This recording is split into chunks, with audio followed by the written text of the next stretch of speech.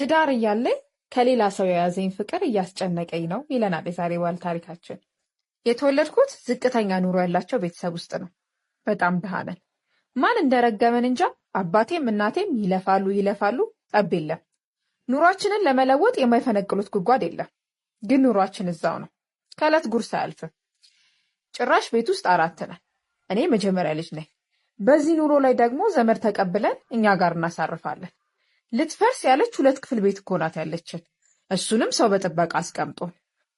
ቤተሰቦቼ ያው የዋህና ምስኪን ስለሆኑ በዚህችም አቅማቸው ሰው ለመርዳት ይጥራሉ።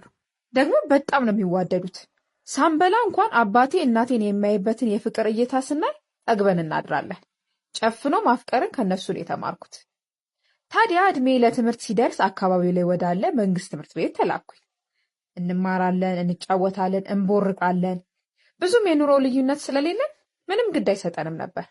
በቀዳዳ ልብስ ትምህርት ቤት እንሄዳለን። በቀዳዳ ጫማ እግራችን እየታየ ኳስ ተራግጠን ተቃቅፈን እንገባለን። ምሳ ምናምን አይታሰብም። ልጆች ስለሆንን መሰለኝ ቆሎም ቢሆን ቆርጥበን ውሃ ጠጥተን እየቦረቀን እንመለሳለን። ታዲያ እኔ ከድሮም ስማርት የምባል ልጅ ነበርኩኝ። ፈጣን ስለሆንኩኝ ክላስ ውስጥ የምሰማው ነገር በቂ ነበረ። ሁሌ አንደኛ ነበር የምወጣው። እሱ ነው ሲጀመርም ጉድ የሰራኝ። ታዲያ 8ኛ ክፍል አልፌ ወደ ሃይ ስኩል ስገባ አባቴ ጥሩ ትምህርት ቤት መግባት አለብህ ብሎ ከቀበሌ ደብዳቤ አጽፎ ከአካባቢያችን ራቅ ያለ የግል ትምህርት ቤት አስገባኝ።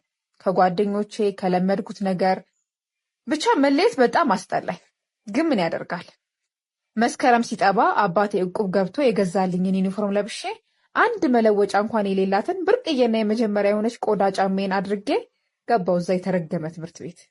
በነገራችን ላይ ያቺ ቆዳ ጫማ እንዴት እንደተገዛች እኔ ነኝ የማውቀው።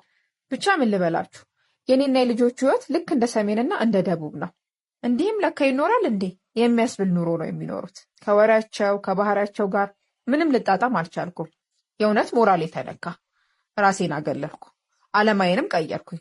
ጠንክሬ እማራለሁ፣ ቤተሰቦቼንም እዚህ ጋር አደርሳለሁ ብዬ ለራሴ ቃል ገባሁ። እነሱም ኑሮዬ ስለገባቸው ነው መሰለኝ ብዙም አይቀርቡኝም። ነገሩ እንዴት ይቀርቡኛል? እነሱ ብራንድ ጫማ ሲቀያይሩ እኔ 1 ሴሚስተር ሙሉ አንድ ጫማ ላይ ተጣብቄ እያዩኝ አልገባቸውም። ያቺ ጫማ ብርቄ ነበረች፣ የክቴም ነበረች።